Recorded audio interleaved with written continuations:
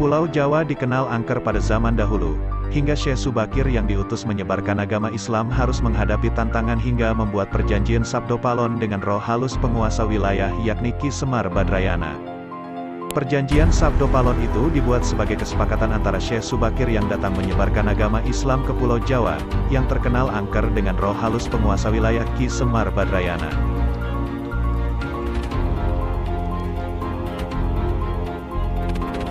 Diceritakan pada masa dahulu, Pulau Jawa terkenal angker yang dikuasai roh halus Ki Semar Badrayana kedatangan Syekh Subakir yang diutus Sultan Turki Sultan Muhammad pertama untuk syiar agama Islam.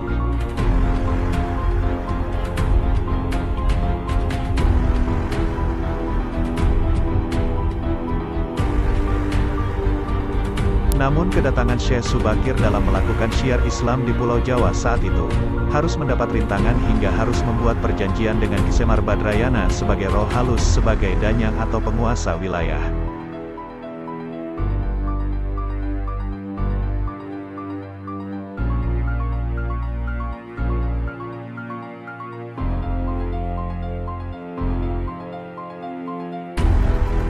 Mulai dari jin hingga setan, menghuni setiap sudut tanah Jawa yang saat itu masih berbentuk hutan belantara, diutuslah rombongan para alim ulama mendatangi Pulau Jawa untuk syiar Islam.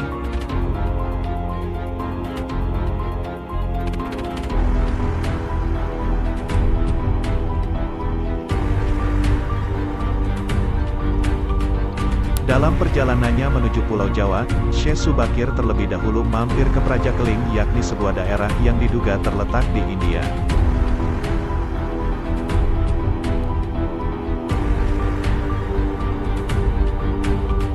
Di daerah itu, Syekh Subakir membawa 20.000 penduduk di Prajakeling untuk ikut dan tinggal menempati Pulau Jawa.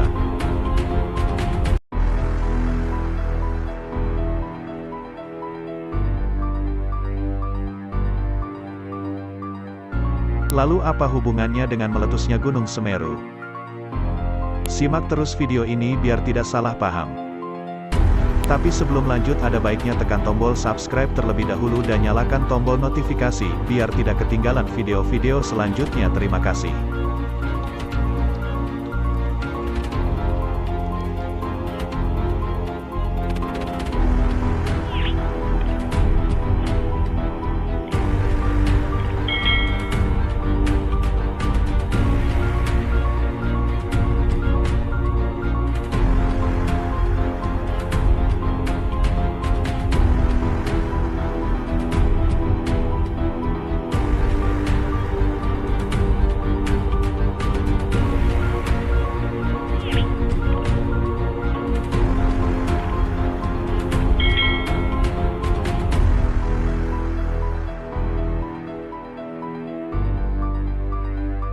Di balik meletusnya Gunung Sumeru, ternyata ada perjanjian-perjanjian Syekh Subakir dan Sabdo Palon.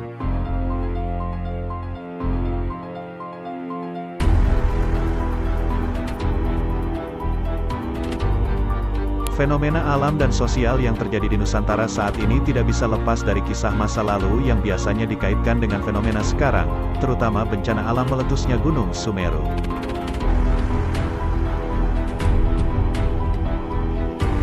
Jika kita mengingat tentang kisah yang penuh ajaran moral dan toleransi, kita pasti akan mengingat kisah Syekh Subakir dan Sabdo Palon.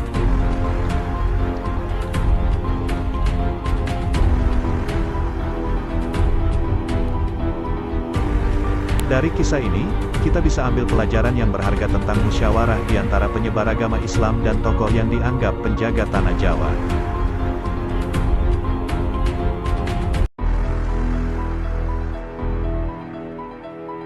Dikisahkan bagaimana Sabdo Palon penjaga tanah Jawa memberikan kesempatan kepada Syekh Subakir menyebarkan ajaran Islam dengan syarat yang harus dipenuhi.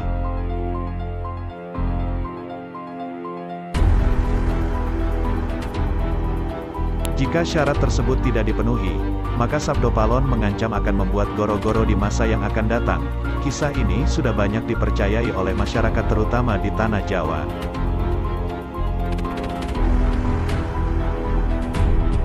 Semua fenomena buruk saat ini adalah janji Sabdo Palon yang akan segera terjadi.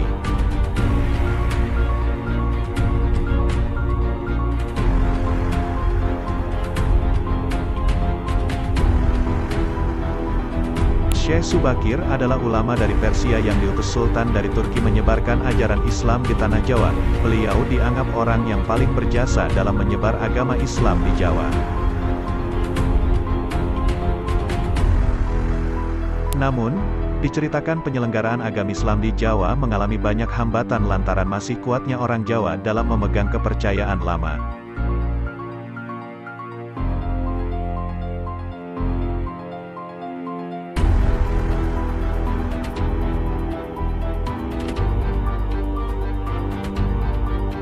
Hambatan tersebut disebabkan karena adanya bangsa jin yang dipimpin oleh Sabdo Palon atau Kiai Semar yang bersembunyi di Gunung Tidar Magelang di Tanah Jawa.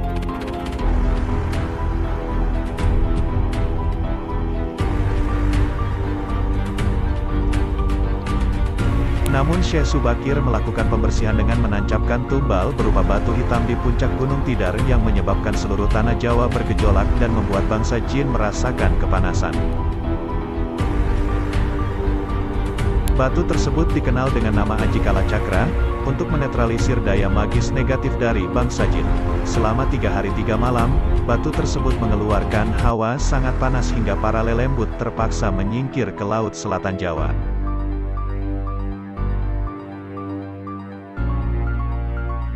Sabdo Palon yang telah ribuan tahun bersemayam di Tanah Jawa keluar dari puncak Tidar dan berdiri di hadapan Syekh Subakir.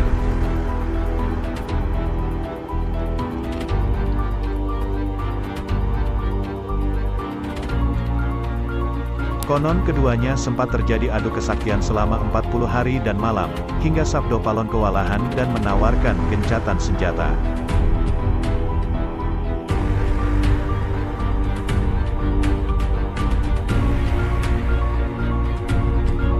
Sabdo Palon mensyaratkan menyebarkan ajaran Islam di Tanah Jawa. Syarat itu pun disetujui oleh Syekh Subakir.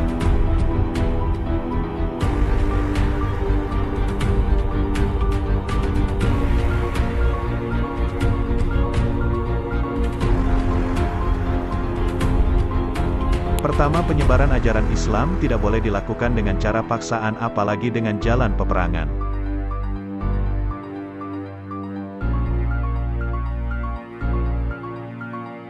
Penyebaran Islam di Tanah Jawa harus dilakukan dengan cara halus dan memberikan keleluasaan bagi penduduk Jawa untuk memilih masuk ke dalam agama Islam atau tetap meyakini kepercayaan sebelumnya. Kedua, akulturasi antara Islam dengan budaya Jawa dalam pendirian tempat peribadatan. Meskipun tempat peribadatan tersebut dari luar memiliki gaya asli Jawa, namun di dalamnya ajaran-ajaran Islam disebarluaskan.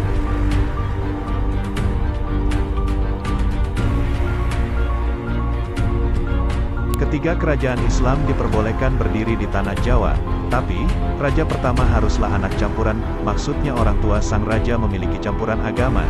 Jika bapak Hindu, ibu Islam, sebaliknya jika bapak Islam, ibu Hindu.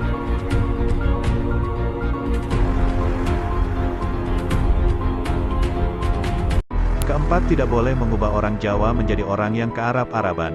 Biarkanlah padi tetap ditanam di sawah dan kurma tetap ditanam di padang pasir.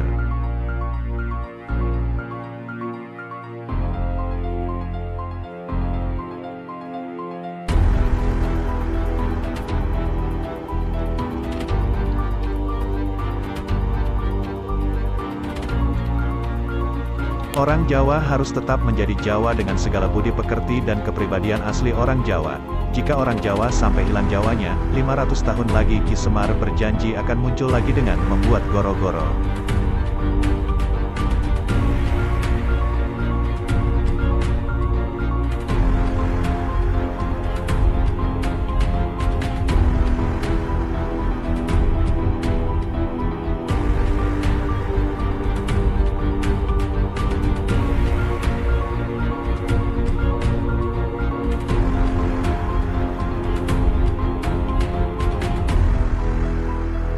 Itulah perjanjian Sabdo Palon antara Syekh Subakir dan Ki Semar Badrayana di Pulau Jawa, pulau yang menurut ramalan Jayabayakan terbelah dua dikaitkan dengan erupsi Gunung Semeru.